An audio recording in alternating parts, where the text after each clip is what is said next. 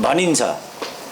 तर महत्त्वपूर्ण कुरा चाहिँ वास्तविकता के हो भन्दा पनि अझ महत्त्वपूर्ण कुरा चाहिँ त्यो भन्ने प्रवृत्तिलाई हामीले रोकेर विशुद्धताको लागि के गर्न सकेका छौँ भन्ने हो सबभन्दा महत्त्वपूर्ण कुरा। दार्शनिक भाषामा चाहिँ धेरै अघि विद्वानहरूले के भनेका थिए भने मभन्दा अघिका विद्वानहरूले दुनियाँको बारेमा व्याख्या गरे, तर महत्त्वपूर्ण कुरा दुनियाँलाई बदल्ने थियो।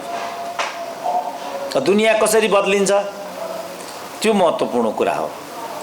बदल्ने क्रममा लेखकीयता, न्यायप्रियता, त्यस्तै लेखकीयता, राजनीतिकरण, राजनीतिक माध्यमबाट समाजलाई समृद्धिमा लैजाने, सुशासन दिने, औद्योगिकरणमा लैजाने, कृषकको उत्पादनको बजारको ग्यारेन्टी गरिदिने, राम्रो शिक्षा, राम्रो स्वास्थ्य, रोजगारीको व्यवस्थापन, त्यसपछि सुशासनको प्रक्रिया सुरु हुन्छ।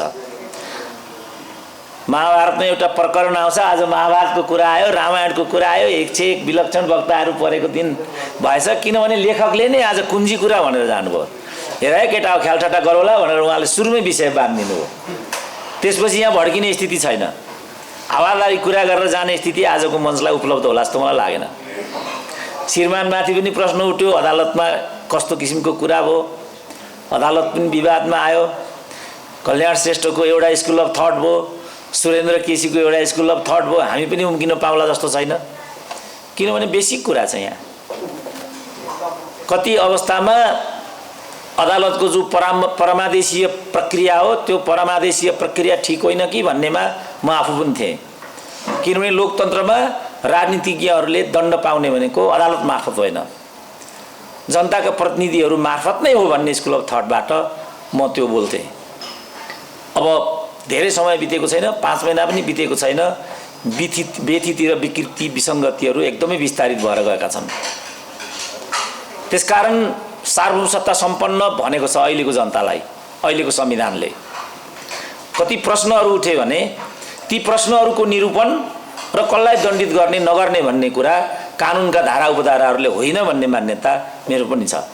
त्यो प्रश्न सोध्नको लागि जनतामै जानुपर्छ भन्नु नै जनता सार्वभौम सत्ता हुन् भन्ने कुराको द्योतक हो। त्यस्तो किन हुन सकेन त भन्ने प्रस्तुत लेखकका स्रष्टाको सानो किताबको चाहिँ अभिप्राय हो। उहाँले मलाई तीबाट यसको लागि सानो मन्तव्यको लागि अनुरोध गरि आउनु भएको थियो। सानो एउटा नाति पछि लाग्थ्यो, मलाई त्यो कुराले अझ छोयो, किनभने बाबुको पछाडि छोरा हुँदैनन्, खोइको नि किन हो, अर्को किन हो कुन्नी, छोराको पछाडि नातिहरू चाहिँ हुन्छन्। यो डिएनएको समस्या हो कि ह्युमन केमिस्ट्री नै यस्तो हो कि यो के हो त्यो म भन्न सक्दिनँ। छोरालाई बाबुको अंश चाहिँ चाहिन्छ, बाबुमाथि गौरव पनि गर्छन् छोराहरू, तर बाबुको दुःख सुखमा छोराहरू त्यति चासो दिँदैनन्। अथवा अब परमात्माले नै त्यो खटन गरेको हो कि बाबुले तँलाई सेवा गर्दैन, त्यसकारण तँलाई मैले नाति पठाइदिएको छु भनेर।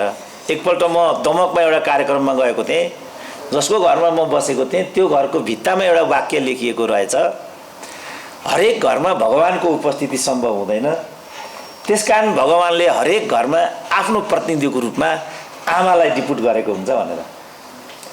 हो कि जस्तो पनि लाग्छ। महिलाहरूको सङ्ख्या त अत्यन्तै सानो छ यहाँ, तर अरू सबैले गुण वैगुण बिर्सिन्छन्, आमाहरूले चाहिँ त्यस्तो गर्दैनन् भन्ने छ।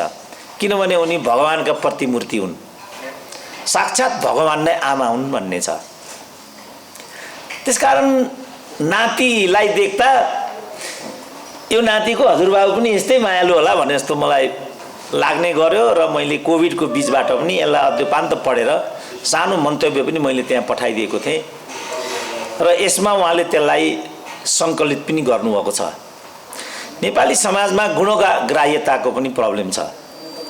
हामीहरू गणेशमानको कुरा गर्छौँ, कृष्णप्रसाद भट्टराईको कुरा गर्छौँ, नेपाली काङ्ग्रेसको कुरा गर्छौँ, प्रजातन्त्रको कुरा गर्छौँ, आदर्शको कुरा गर्छौँ, अरू कुराहरू पनि गर्छौँ।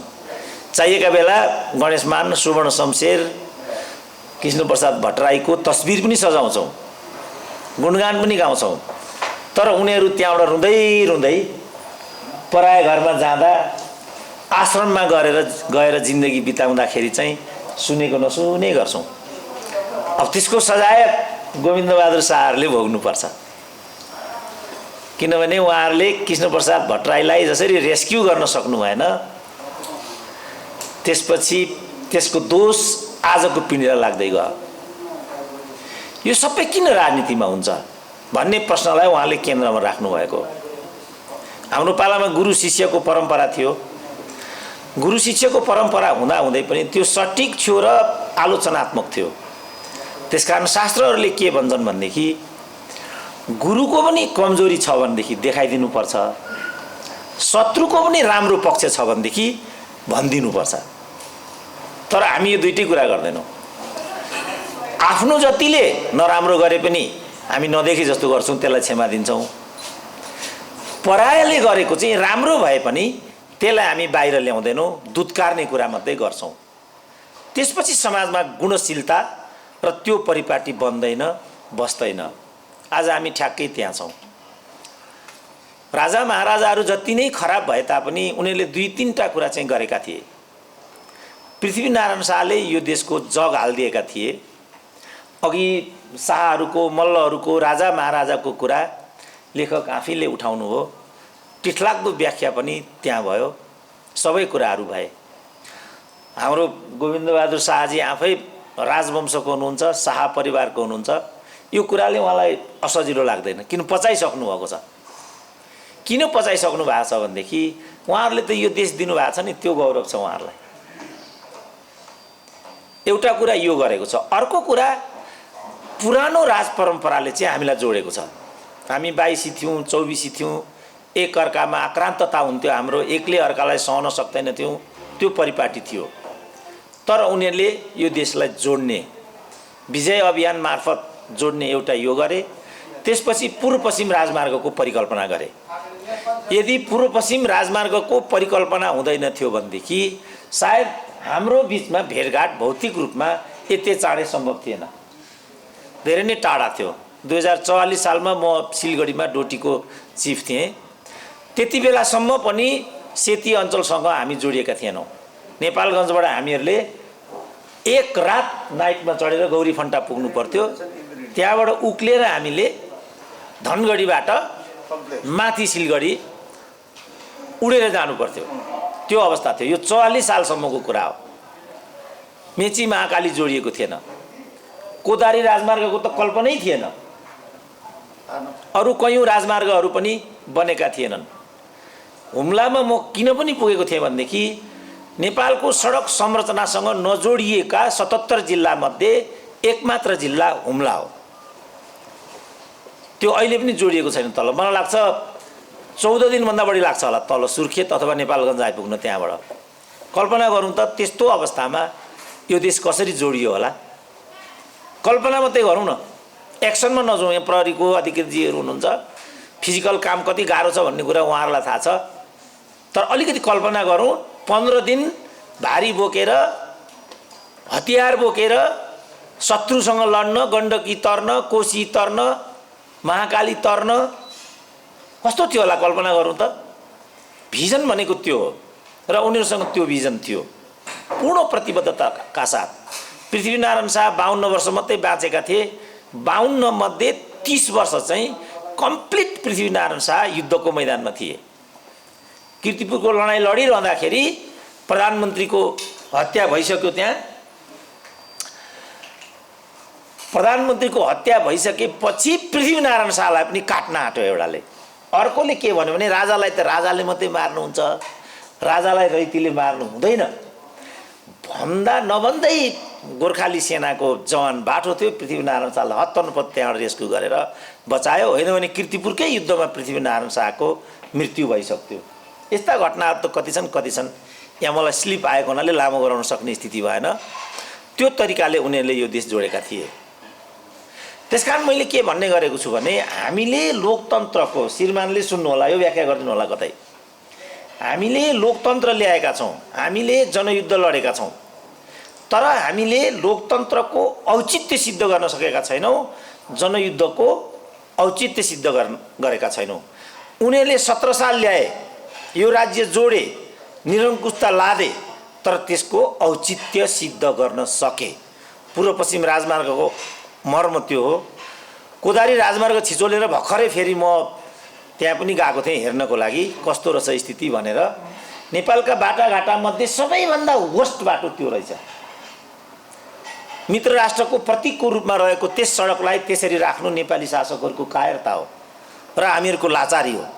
त्यो हामी भन्दैनौँ, त्यो भन्न सक्दैनौँ, हामी भन्न चाहदैनौँ, किनभने हाम्रो एकदम सङ्कीर्ण स्वार्थ छ। हामी त्यतातर्फ चाहिँ परिलक्षित छौँ, हामी यतातर्फ परिलक्षित छैनौँ हामीहरू। त्यसकारण उनीहरूले चाहिँ कल कारखाना खोले, औद्योगिकरण गरे, ट्रली बस चलाए, बाँसबारी छाला जुत्ता चलाए, भृकुटी कागज कारखाना बनाए। ट्रली बसको केही अपराध थिएन नि, भृकुटी कागज कारखानाको के अपराध थियो? हामी 30% भन्दा बढी कागजमा आत्मनिर्भर भइसकेका थियौँ, प्लास्टिकमा हाम्रो आत्मनिर्भर भइसकेको थियो, कपडामा हामी 20% भन्दा बढी आत्मनिर्भर भइसकेका थियौँ। हाम्रो देशले त एउटा निर्माणको चरण अगाडि बढाइसकेको थियो, तर छानिकन तिनलाई विनष्ट गरियो। त्यो लोकतन्त्र होइन नि श्रीमान, त्यो निरङ्कुश तन्त्र हुँदाहुँदै पनि त्यो हाम्रो लागि वरदान थियो। त्यो नभएको हुनाले आज हाम्रा 52 लाख भन्दा बढी भाइ छोराहरू विश्वभरि फैलिएका छन्। जत्रै अधिकारीहरू हुन् न यहीँ पनि, जत्रै अधिकारी जहाँ जहाँ म पुगेको हुन्छु, ठुल्ठुला अधिकारी र मन्त्रीहरूका छोराछोरीहरू विदेशैमा भाडा मार्दै गरेको देख्छु। यो के हो? के यहाँ गौरव गर्न लागेको चिज के छ यहाँ?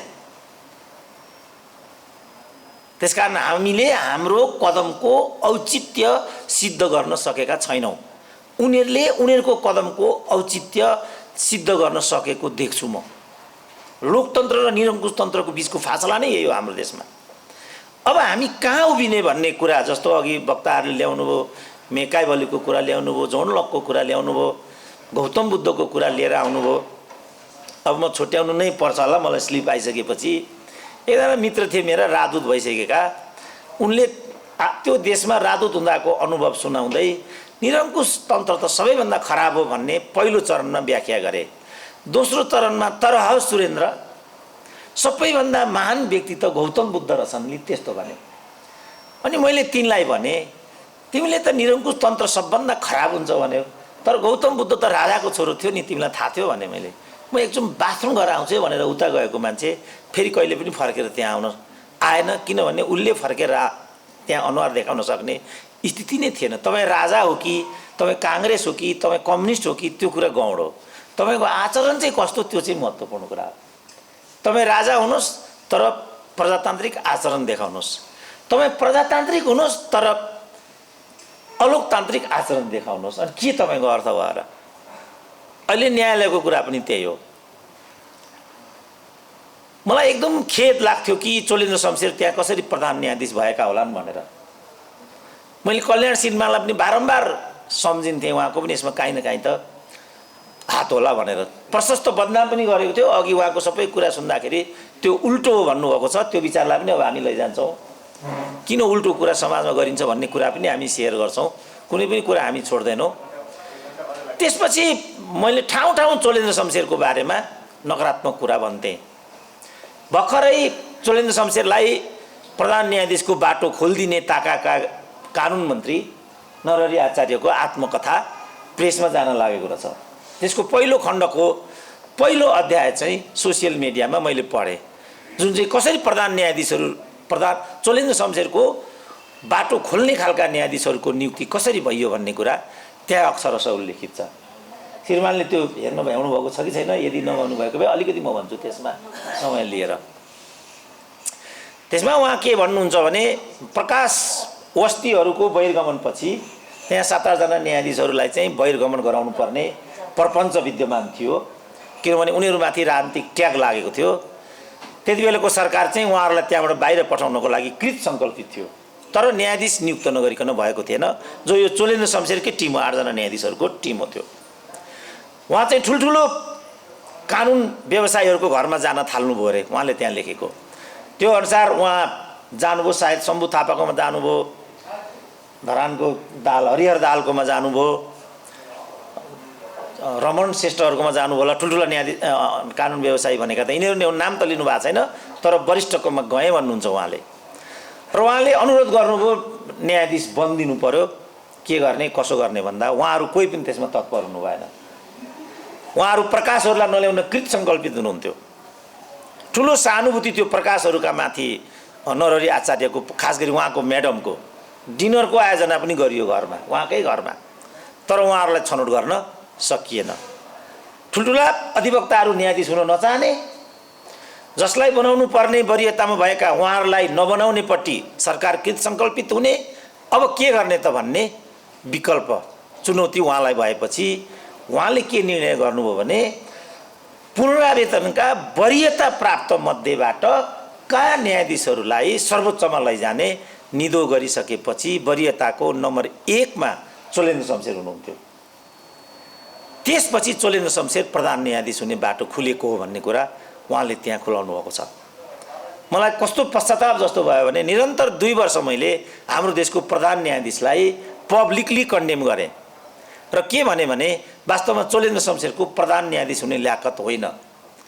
प्रधान न्यायाधीश हुने ल्याकत नभएकोलाई प्रधान न्यायाधीशको बाटो खोल्ने यसको लागि जिम्मेवार हुनुपर्छ। चोलेन्द्र शमशेरलाई प्रहार गरेर नेपालको न्याय प्रणाली सुध्रिँदैन। पछिल्लो पटक प्रधान न्यायाधीश भइसकेका गोपाल पराजुलीको एउटा अन्तर्वार्ता मैले हेरेँ। चोलेन्द्र शमशेर त नगरपालिकाको सुब्बा मात्रै हो, सुब्बा पनि प्रधान न्यायाधीश हुन सक्छ। त्यसो भने सुब्बालाई प्रधान न्यायाधीश हुने कस्तो न्यायिक परिपाटी हो हाम्रो देशको?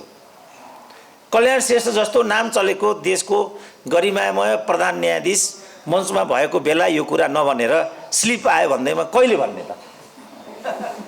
यो सन्दर्भ होइन, प्रसङ्ग होइन, किताबको विषय हो भन्दैमा कहिलेसम्म यस्ता कुरा छल्दै जाने? किनभने मञ्चमा पनि आफ्नो मान्छे मात्रै ल्याएर उफार्ने चलन छ। उहाँ त बिचरा दुर्गमको भएको हुनाले हामीलाई राम्रोसँग नचिनेर हो कि ल्याइहाल्नु हो मञ्चमा। मञ्चमा पाएपछि त गोदिन्छ। आफूलाई जे भन्न मन लागेको छ मान्छेले त्यही कुरा त भनि नै हाल्छ घुमाएर। त यो सब कुराको घानमा आज हाम्रो देश परिसकेपछि निष्कर्षमा म के भन्दैछु भने हामीले आफूलाई माओवादी भने पनि, एमाले भने पनि, न्यायाधीश भने पनि, ठुलो हाकिम भने पनि, मन्त्री नै भने पनि हामीले हाम्रो कर्मद्वारा हामीले हाम्रो आस्थाको औचित्यलाई जनमानसमा राख्न सकेका छैनौँ। त्यसकारण शास्त्रले के भन्छ भनेदेखि मान्छेको महत्त्व हरेक दृष्टिकोणले हुन्छ, तर मान्छे हुनुको सबैभन्दा ठुलो महत्त्व चाहिँ के हो भनेदेखि पूर्वजहरूको ज्ञानलाई र पूर्वजहरूका अनुभवहरूलाई भोलिको पिँढीसँग चाहिँ जोड दिनुपर्छ। मानव हुनुको सबैभन्दा ठुलो गरिमा चाहिँ यो हो। हामीले यो गर्न सकेका छौँ कि छैनौँ त? हाम्रो न्यायको प्रणाली, न्यायको पद्धति, राजनीतिको प्रणाली, राजनीतिको पद्धति र ज्ञानका अनुभव, विज्ञानका अनुभवहरूलाई हामीले आजको पिँढीलाई हस्तान्तरण गर्न सकेका छौँ कि छैनौँ? यो सबैभन्दा निर्णायक कुरा हो। र हाम्रो तिलक खत्री तिमिल सिन्हाजीले त्यत्रो दुर्गम स्थानमा बसेर पनि यति राम्रो एउटा सिर्जना जसरी हाम्रो बिचमा छोडेर जानुभएको छ।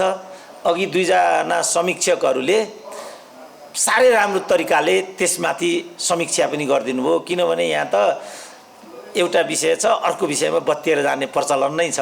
त्यसो नगरिकन विषयमा केन्द्रित भएर शास्त्रीय तरिकाले गरिमाशाली शास्त्रहरूलाई पनि टिकेर त्योसँग जोडेर आजको समाजसँग पनि जोडेर जसरी विषयवस्तुलाई प्रस्तुत गर्नुभयो, त्यसपछि मलाई के लाग्यो भने आजको बिहानी हामीले साह्रै आनन्द र साह्रै ज्ञानवर्धक रूपमा व्यतीत गरेका छौँ। यस्तो समय जीवनमा बहुतै कम आउँछ। अपवादजनकको समय आजको 2 घण्टा हामीले व्यतीत गऱ्यौँ भन्ने लागेको छ।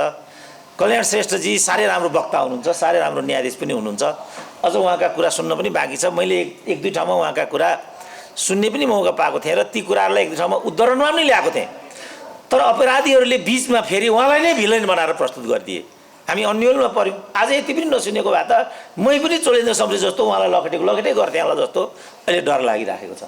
अन्तर्संवाद हुनु पर्दो रहेछ भन्ने यसले पनि अनुभव दिन्छ। र लोकतन्त्र भनेकै अन्तर्संवाद हो। तर लोकतन्त्रलाई पनि निजीकरण गरियो। यहाँ आफ्नै भाइ हुनुपर्ने, आफ्नै भतिजो हुनुपर्ने, आफ्नै ज्वाइँ हुनुपर्ने, सोल्टो हुनुपर्ने, यो लोकतन्त्रको संस्कार होइन। त्यसपछि हामीले बाटो बिर्याएका हौँ। किन बाटो बिर्याएका हौँ भन्ने झकझक्याउने काम यो किताबले गरेको छ। फेरि एकपल्ट यति राम्रो रचनाको लागि म उहाँलाई बधाई दिन चाहन्छु र तपाईँहरूले पनि ध्यानपूर्वक यो कुरा सुनिदिनु भएकोमा, यो वातावरण मिलाउनु भएकोमा आयोजकहरूलाई पनि धन्यवाद दिन चाहन्छु। नाति कहाँ गयो भाइ? यो कि नातिलाई पनि म शुभ आशीर्वाद दिन सक्छु। हजुरबाको राम्रोसँग सेवा गरेस्, गर्दैन छोराहरूले, नातिहरूले गरेस्। बिदा लिन्छु। धन्यवाद। सँग उहाँको तिलकजीको नाति अघि सुरेन्द्र केसीजीले भन्नुभयो जस्तै जनक तिमल सिन्हा म कहाँ एकाधपटक आउनु भएको छ र उहाँले एउटा प्रसङ्गमा केही समय अगाडि एउटा प्रसङ्गमा मेरो हजुरबुवाले एउटा किताब लेख्नुभएको छ र काठमाडौँमा आउन चाहनुहुन्छ, यसको एउटा विमोचन गर्नुपर्ने छ, यहाँले चाहिँ समय दिनु पर्यो भनेर उहाँले भन्नुभयो। र म जसै त्यो सुने म त्यसबाट म वास्तवमा पुलकित भएँ। अघि डाक्टर सुरेन्द्र केसीले भन्नुभयो कि जस्तै म शपथ लिएर के भन्नुला भने एउटा नातिले सगर्व आफ्नो हजुरबाउको कृतिको बारेमा स्वामित्व ग्रहण गरेको छ, जवाबदेहिता बोध गरेको छ। यो अहिलेको जुन समय सन्दर्भ हामी गुजरान गरिरहेका छौँ त्यो हिसाबले एउटा विशिष्ट अनुभव हो। हामी अहिले न्युक्लियर फ्यामिलीमा विकसित हुँदैछौँ। घर परिवारभित्र लोग्नेले स्वास्नीसँग पनि मोबाइलबाट फेसबुकबाट कुरा गर्ने अवस्थामा हामी पुगेका छौँ। यो परिस्थितिमा एउटा इन्टरजेनेरेसनल अन्तर्वंशीय यो प्रेम, यो सद्भाव, यो श्रद्धा र यो जवाबदेहिताको भावनालाई निरन्तरता दिनु यो हाम्रो समाजको लागि, हाम्रो यो वंशको लागि पनि प्रेरणाको कुरा हो। यो पुस्तकको बारेमा म धेरै कुरा म नभनौँला, किनभने पूर्वोक्त मित्रहरूले धेरै भनिसक्नु भएको छ। यसमा विभिन्न पक्षहरूको बारे उजागर गर्नुभएको छ। मलाई के कुराले प्रेरणा दिन्छ भने एउटा हजुरबाउ जस्तो सुयोग्य नाति रहेछ र हजुरबाउ र नातिको बिचमा अन्तर्वंशीय प्रेम र हृदय हार्दिकताको निरन्तरता रहेछ। यो सन्देश हाम्रो समाजले लिन सकेर हरेक परिवारमा यसको एउटा सुखद पक्षको अनुभूति हामीहरूले लिन सक्यौँ भने समाजमा एउटा सहृदयता, सद्भाव, मित्रता, प्रेम यो चाहिँ बढ्न जानेछ। हामीलाई अहिले खडेरी पर्दै गएको कुरा यो हो। यो सद्भाव परिवारभित्रैको सद्भावको अभाव हुँदै गएको छ, खडेरी पर्दै गएको छ र यो चाहिँ एउटा महत्त्वपूर्ण अवस्था हो भन्ने लाग्छ। म हजुरबुवालाई म बधाई दिन चाहन्छु लेखकीय योगदानको लागि र नातिलाई पनि कि हजुरबाउलाई चाहिँ यो समाजमा यसलाई उत्प्रेरित गरिरहने र जीवन्त तुल्याइरहने प्रेरणा दिन सक्दो रहेछ नातिले पनि। यसको लागि पनि नातिलाई पनि म चाहिँ धन्यवाद दिन चाहन्छु, बधाई दिन चाहन्छु। अर्को अछामको हुनुहुन्छ, अहिले भर्खर थाहा पाएँ तिमल सेन भन्ने गाउँ त त्यहीँ रहेछ। तिमल सिन्हाहरू सम्भवतः नेपालका तिमल सिन्हाहरू सबै त्यहीँबाट आएका होलान्। मलाई यो एउटा नयाँ सूचना भयो र अछामको बारेमा मलाई नजानिदो एक किसिमको आकर्षण छ। म अछामको मान्छे होइन, अछाममा उठबस बढेको हुर्केको मान्छे त होइन, तर एउटा कारण म के बताउन चाहन्छु भने मैले भर्खर जागिर खाएको बेला जो 33 सालतिरको हो, 32 सालमा मैले जागिर खाएको हो, त्यहाँ अछाममा एउटा चाहिँ एसएडिबी भन्थ्यो, स्मल एरिया डेभलपमेन्ट प्रोग्राम, सानो क्षेत्र विकास कार्यक्रम। त्यो विकास कसरी पुर्याउने भन्ने थियो। कसरी पुर्याउने भन्दाखेरि सदरमुकाम केन्द्रित भएर मात्र त भएन, काठमाडौँको विकास एकचोटि अछाममा पनि पुग्ने भएन।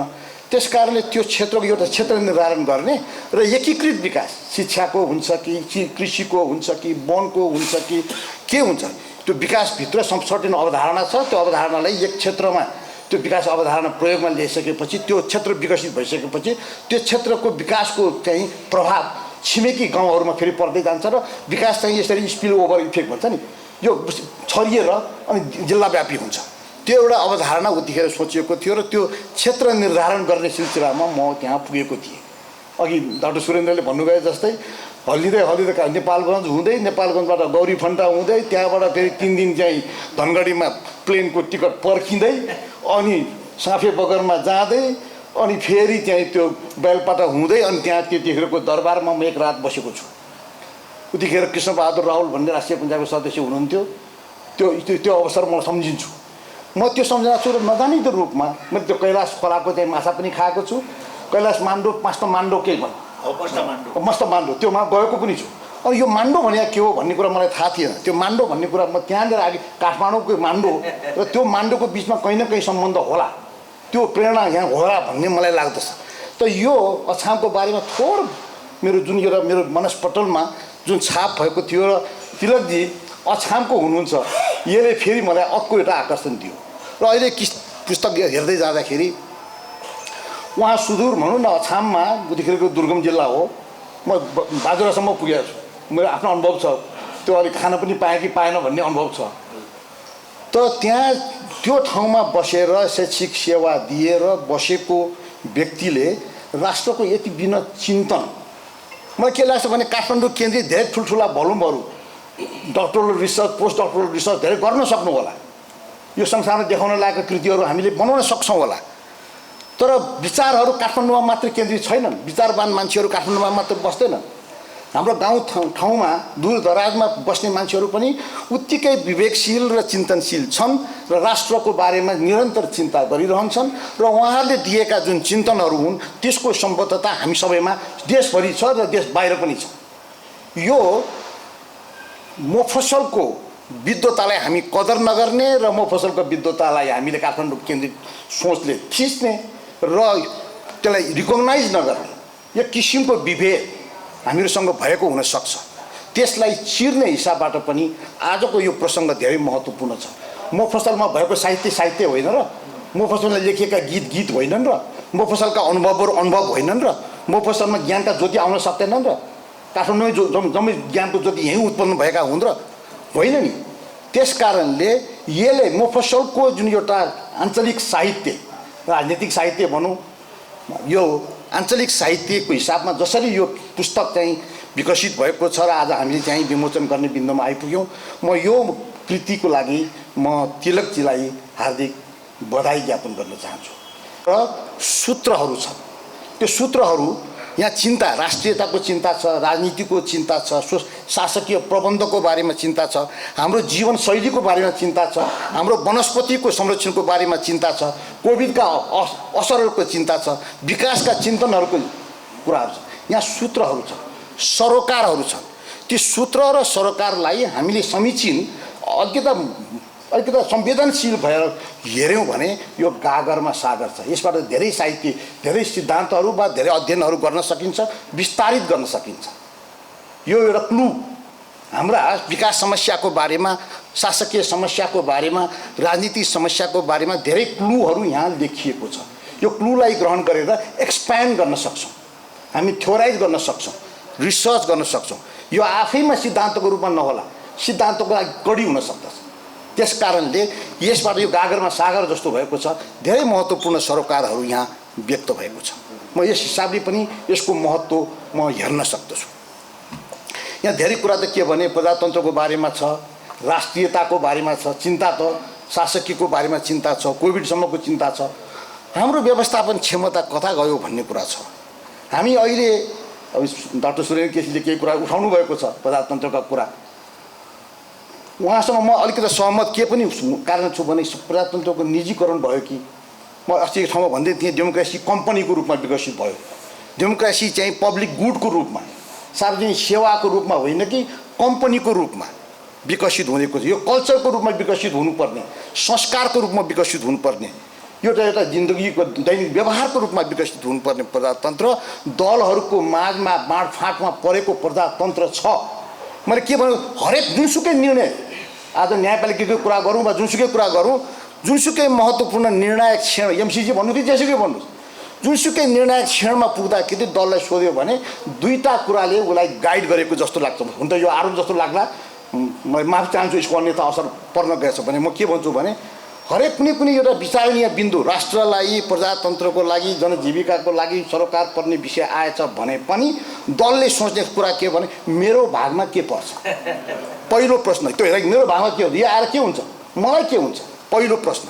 अनि कदाचित त्यो कार्यान्वयन भएन, त्यसलाई वास्ता गरिएन र त्यो चाहिँ त्यसै तिरोहित भएर गएछ भने मेरो बाउको के जान्छ। दुईवटा सिद्धान्त, मेरो भागमा के पर्छ, मेरो बाउको के जान्छ, दुईवटा सिद्धान्तलाई मुख्य क्राइटेरिया बनाएर निर्णय गर्ने संस्कार छ।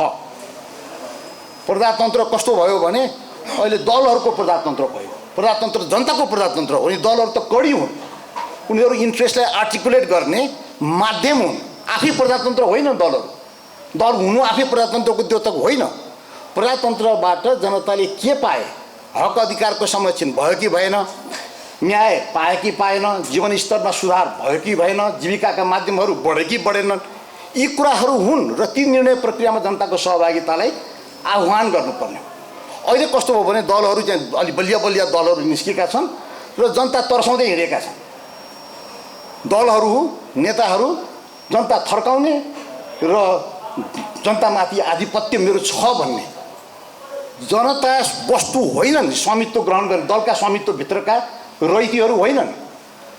दलहरू अन्ततः फेरि सार्वभौम भनेको दल जनतै हुन्, तर सार्वभौम भनेको जनतालाई हामीले के गरेको भने जनता थर्काउने, जनता तर्साउने, जनता हप्काउने, जनता पन्छाउने र आफ्नो अहमियतलाई स्थापना गर्ने यो चेष्टा र यो संस्कारबाट वशीभूत भएर हाम्रो प्रजातन्त्रले जसरी गति लिनुपर्ने हो, जसरी दिशाबोध गर्नुपर्ने हो, जसरी सेवा र सुविधाहरू यसले चाहिँ उत्पादन गरेर जनतालाई लाभान्वित गर्नुपर्ने हो, भएको छैन।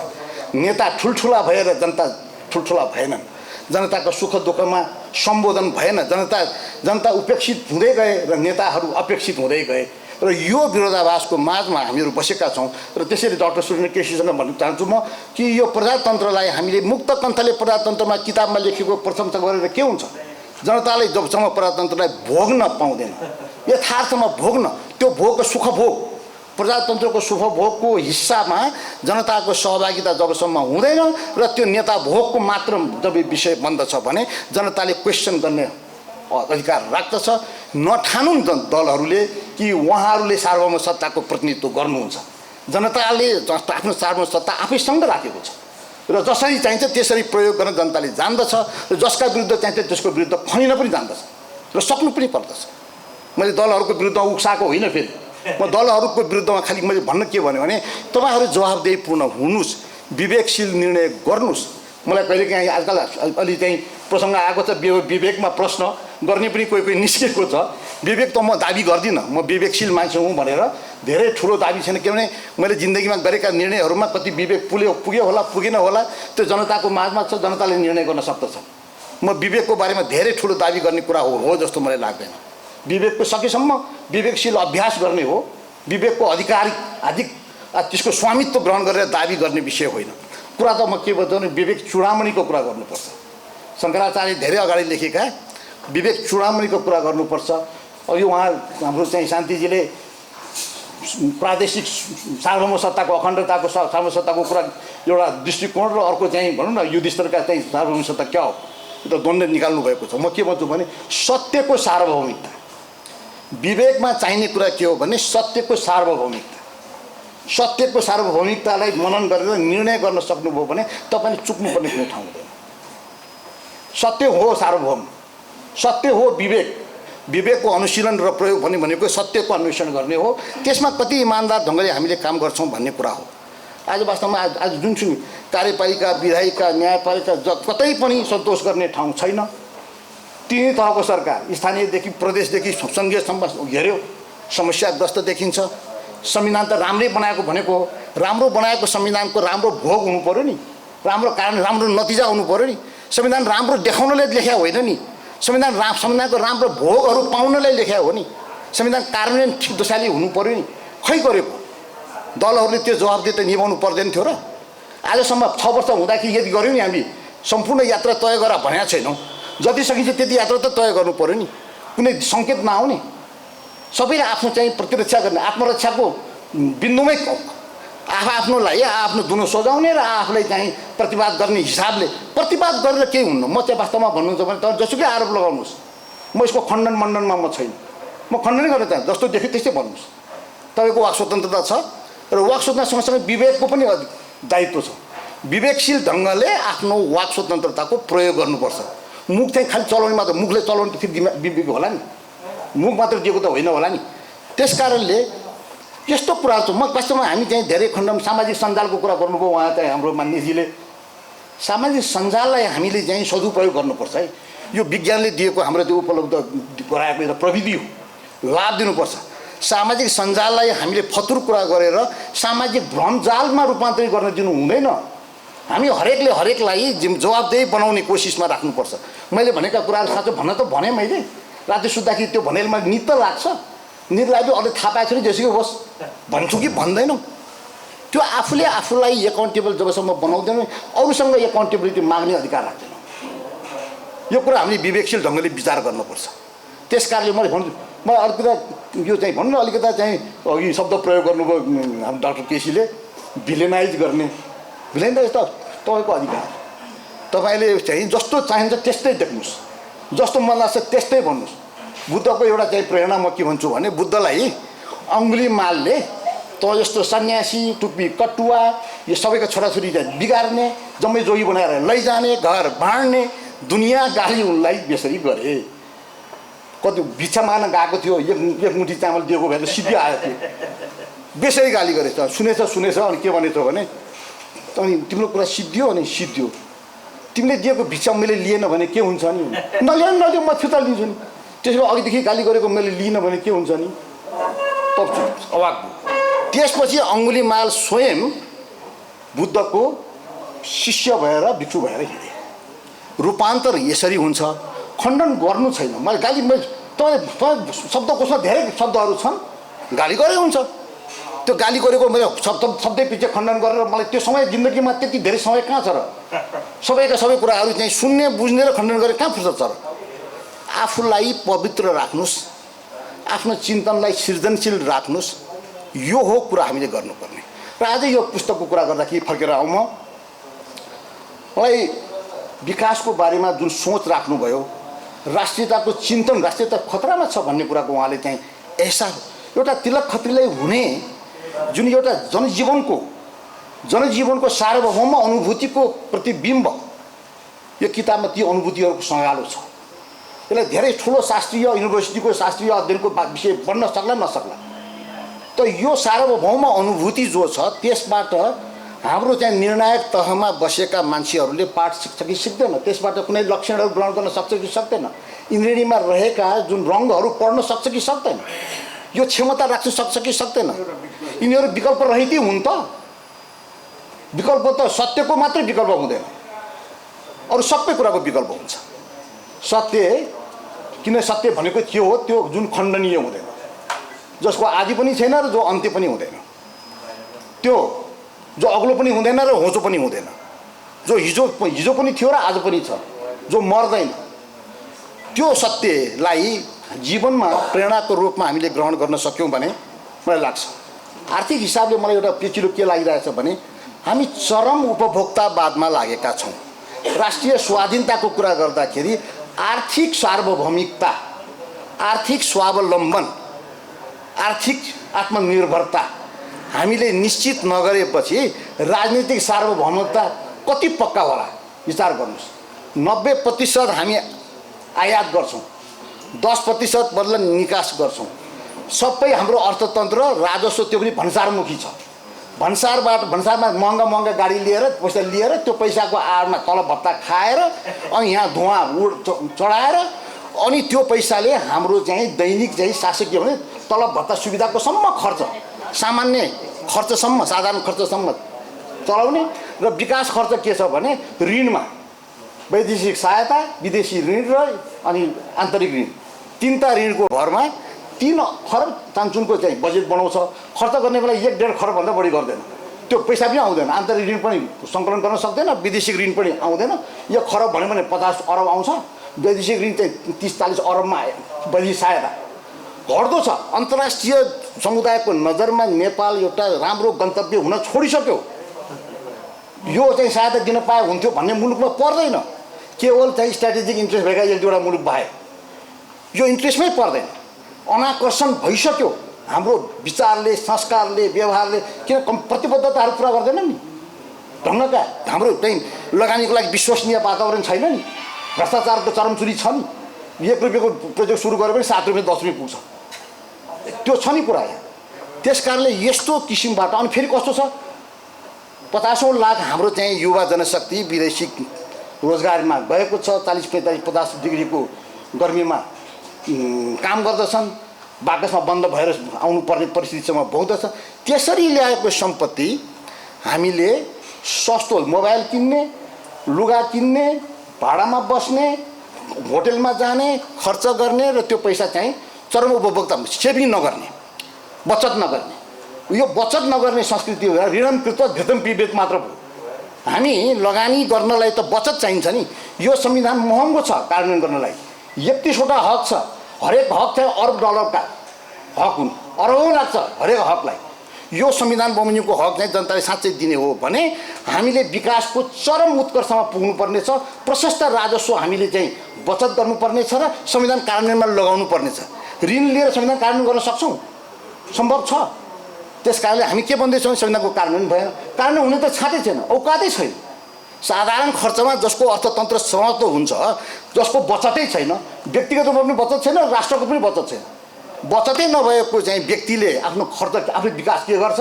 बचतै नभएको चाहिँ राष्ट्रले पनि समाजको उन्नतिलाई के गर्छ? त्यस्तो चरम उपभोक्ता पलिसीका बजारमा हेर्नु होला, नचाहिने गरी लुगाको डुङ्गुर छ, नचाहिने गरी चाहिँ झन् एउटा फेसनका लुगाहरू छ। हामीलाई चाहिने भन्दा बढी हामी लुगा किनेर बसेका छौँ, चाहिने भन्दा बढी सामग्री जुटेर बसेका छौँ र धाक लगाउनलाई हामीले पुगेको छ। यो चरम उपभोक्तावादी संस्कृतिले हाम्रो अर्थतन्त्र दरिलो हुँदैन। हामीले आफ्नो आन्तरिक बचत बढाउने हो र त्यसलाई उत्पादनशील काममा लगाउने हो, त्यहाँबाट फेरि राजस्व जेनेरेट गर्ने हो, पुनः लगानी गर्ने हो, विकासको यो स्पाइरल पो चलाउने हो। खै गऱ्यौँ हामीले? हाम्रो अर्थशास्त्रीले भनिदिनु पर्दैन, हाम्रो सरकारले भनिदिनु पर्दैन, बचत गर, 1 रुपियाँ पनि बचत गर, फजुल खर्च नगर भनिदिनु पर्दैन? यति दुःख गरेर ल्याएको पैसा हामी यस बिन्दुमा छौँ। त्यस कारणले यहाँ तिलकजीले जुन किसिमका प्रश्नहरू, राष्ट्रियताको सङ्कटको कुराहरू छ, स्वावलम्बनका कुराहरू गर्नुभएको छ। एउटा अर्को समस्या के देखियो भने हाम्रो जैविक विविधता पनि सङ्कटमा छ। हिजो अस्ति आजभोलि त हाम्रो प्रधानमन्त्री चाहिँ क्लाइमेट चेन्जको चाहिँ COP-मा जानुभएको छ। यो मैले एकपटक के भनेको थिएँ भने, म कति 2000 सालतिरै होला, ब्याङ्ककमा एउटा IUCN-को चाहिँ वर्ल्ड कङ्ग्रेस चलिरहेको थियो। एउटा निम्तो मलाई पनि त्यो जजहरू जुडिसियल डे भनेको थियो कि न्यायाधीशहरूकै कन्फरेन्स थियो त्यो दिन चाहिँ। अनि त्यहाँ चाहिँ अकस्मात मलाई बोलायो, वास्तवमा बोल्ने मेरो सेड्युल पनि थिएन। जसरी तिमी बिचमा बोलिदिन्छौ भने मैले यो मौका हो कि छोड्नु जस्तो लाग्यो मलाई पनि, गएर बोलेँ। मैले भने के भने मेरो जनताले धेरै गाडी चढ्दैनन्, हामीसँग धेरै फिज पनि छैन, हामीसँग धेरै उद्योग पनि छैन, हामीले इमिसन जुन छ नि प्रदूषक चाहिँ इमिसन चाहिँ हामी गर्दैनौँ, हामीसँग केही छैन। हामी त केवल उपभोक्ता हौँ, सामान्य उपभोक्ता हौँ। हामीसँग गाडी थोरै थियो, तर मेरो सगरमाथाको हिउँ पग्लेको छ र हाम्रो हिमाली वनस्पति यो चाहिँ क्षयीकरणको सङ्घारमा छ र यो मेरो सेतो हिमाल कालो हुँदैछ। यो कालो हुँदैछको जिम्मा कसले लिन्छ? यसको कन्ट्रिब्युटर म होइन। मलाई यस्तो किसिमको पद्धति चाहियो, इन्टरनेसनल एकाउन्टेबिलिटी सिस्टम चाहियो, जसले मेरो हिमालको चाहिँ हिमाल जो कालोकरण भएर जो गएको छ त्यसको क्षतिपूर्ति गरोस्, त्यसलाई जवाफदेही बनाउन पाइयोस्। मैले त्यतिखेर भन्दाखेरि मात्र न्यायाधीशहरूको एक झुन्डले मलाई घेरे, ब्राजिलको एउटा सर्वोच्चको न्यायाधीश उदय आएर एउटा गिफ्टै दियो, जसरी श्रेष्ठ तिमीले यस्तो राख्नु पर्ने। त मेरो कुरा के भने हामी चाहिँ अरूले अहिले सबभन्दा बढी प्रदूषकको भएको छ चाइना भएको छ, सेकेन्डमा अमेरिका भएको छ, भारत पनि प्रदूषक 7-8% प्रदूषक संसारको प्रदूषकमा ऊ पनि छ। दुई देशको बिचबाट भएका प्रदूषणको कारणले भएको जुन चाहिँ जो हावापानीमा जुन चाहिँ प्रकृतिको असर परेको छ त्यसको प्रत्यक्ष हामी चाहिँ पीडित देश हामी भएर बसेका छौँ। हामीसँग त्यो आवाज उठाउने क्षमता छ, त्यसलाई प्रतिरोध गर्ने क्षमता छ, हामीले रिक्लेम गर्ने हाम्रो हिमाली जुन वनस्पतिहरू छ त्यो लुप्त हुने अवस्था, एक्सटिङ्ग्विस हुने अवस्थामा छ, विलयको अवस्थामा छ। हिजो नउम्रिने प्रजातिको चिजहरू आज उम्रिन्छ र हिजो उम्रिरहेका चिजहरू हराइरहेको छ। त्यो प्रकृतिमा फेरि पुनर्प्राप्ति गर्न सकिँदैन। त्यो कुनै विज्ञानले फेरि पुनर्प्राप्ति गर्नुपर्ने कति पैसा लाग्छ होला थाहा छैन। त त्यस्तो सङ्घारमा बसिएको मान्छेले, हाम्रो राष्ट्रले क्लाइमेट चेन्जको बारेमा, क्लाइमेट चेन्जको रिसाइलियन्स कसरी काम गर्ने भन्ने बारेमा चिन्तन हुनु पर्थ्यो। खै भयो? राष्ट्रले, सरकारले यो सन्देश दिन्छ जनतालाई, हरेक जनता त्यसको प्रहरी हुनुपर्छ। यो कुरा हामी गर्छौँ त्यस्तो। त्यस कारणले चेतनाको हिसाबबाट मैले देखेँ तिलकजीसँग एउटा प्रचुर र प्रखर चेतना उहाँसँग जागृत रहेछ। उहाँले थोरै शब्दमा लेख्नु भएको छ, मुद्दा कायम गर्नुभएको छ कि इस्यु फ्रेम गर्नुभएको छ। त्यो इस्युलाई अब फ्रेम गरेर त्यसलाई सम्बोधन गर्ने कामहरू चाहिँ हामीसँग बाँकी छ। मलाई आज धेरै खुसी लागेको छ। म धेरै जस्तो असमवासी हुनुहुन्छ होला जस्तो मलाई लाग्यो, अघि तिमल सिन्हा नै धेरै छ जस्तो पनि लाग्यो। यो एउटा चाहिँ आञ्चलिकता, यो स्थानीयता र देशको एउटा महत्त्वपूर्ण स्थानको एउटा प्रतिनिधि विषयको रूपमा, तर सचेत नागरिक त्यहाँ पनि बस्छन् है भन्ने प्रमाणको रूपमा आज यो पुस्तक हामीहरूको बिचमा पस्किएको छ। मलाई यहाँहरूले सम्झिनु भयो, मलाई यो शुभ अवसर दिनुभयो। आजको बिहान अघि चाहिँ डाक्टर केसीले भन्नुभयो जस्तै मलाई युनिभर्सिटी कुनै कक्षामा बसिरहेको जस्तै नै भएको छ। हिजो अस्ति भयो अलिक धेरै फतुर कुरा, बिहानभरि चाहिँ फतुर पढ्नुपर्छ, फतुर पढ्दा पढ्दा दिक्क भएर सुतु जस्तो हुन्छ, फेरि हिँड्नु जस्तो हुँदैन। अब यो परिस्थितिबाट आज अलिक हटेर अलिक फरक, सृजनशील, अलिकति उत्प्रेरक प्रसङ्गहरूमा हामी भाँसेका छौँ। यो प्रेरणाको प्रसङ्गले हामीलाई थप यसले चाहिँ ऊर्जा दिन सकोस्। र खास गरेर तिलकजीलाई भन्छु, यो यस्तो कृति अझ विशद रूपमा अझ यसमा अर्को संस्करण अर्को कृतिहरूको श्रृङ्खला बाँध्न सक्नुहोस्। म यहाँलाई एउटा शुभकामना दिन चाहन्छु र यस्तो एउटा चाहिँ एउटा सुझाव पनि दिन यहाँसँग आशा गर्न चाहन्छु। र आज मलाई बोलाएर जुन किसिमको एउटा मैले सुन्ने, धेरै कुरा जान्ने र थोरै कुरा आफूले पनि भन्ने गरेर जुन मौका दिनुभयो, यसको लागि आयोजकहरूलाई म खास गरी यो भिसा हो मलाई जोड्ने र जनक, यी दुईजनाले मिलेर मलाई चाहिँ यहाँ मलाई आउने मलाई मौका दिएका व्यक्तिहरू उहाँहरू हुनुहुन्छ। उहाँ सबैलाई म धन्यवाद दिँदै म यहाँसँग बिदा हुन चाहन्छु। धन्यवाद।